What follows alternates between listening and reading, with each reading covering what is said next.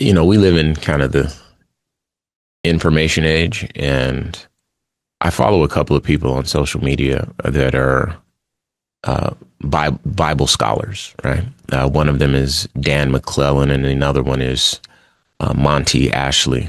And these two, they typically will read from the Bible where Jesus spoke Aramaic, I believe, is the language, and rather than the King James translation and all the translation that came later, they read from the original text, the original translations from the Bible. So they've learned these other languages, and they do these deep scholarly dives, and they offer some brilliant insight, and it shows just how much the Bible has been warped and distorted to suit the needs of men, not God, if you will. And when you go back to the original translations, the Bible is less a basic instructions before leaving Earth, as we tend to simplify it. The ultimate supreme word of God that is, unchanging and all that sort of. It's not that. It's just not. I mean, I'm a person that grew up in church. Q can follow up. We grew up in church. Like, I grew up literally in the church. Like, I woke up and got dressed in the living quarters in the church building. Like, my father was the minister. My grandfather was. So that's how I grew up. And I know as soon as you start talking about God, people, it's a binary. You're either on one side or the other. Nope. And that's not what this is. But I implore people to always, check for themselves. Anyway, Dan McClellan.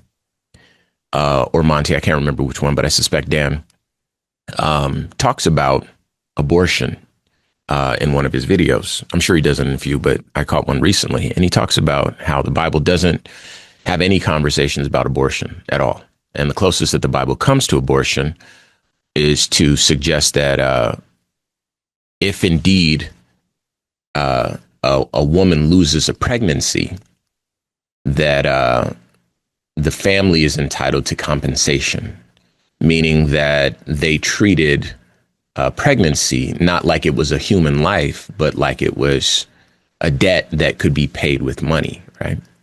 And so because it has been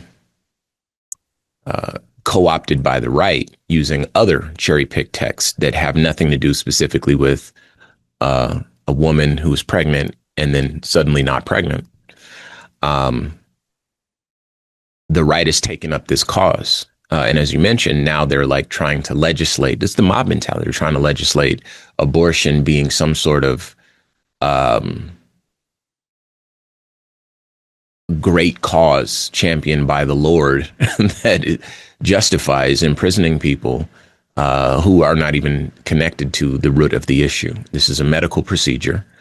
The Bible doesn't speak on it. Indeed, the Bible doesn't speak directly on a lot of things. And if it does, for Christians to champion it, they need to make sure that it's in the second part of the Bible, the New Testament, not the Old Testament. That is the New Covenant, not the Old Covenant, right? If you are a Christian, right? Because that's when Christ comes and gives his set of rules.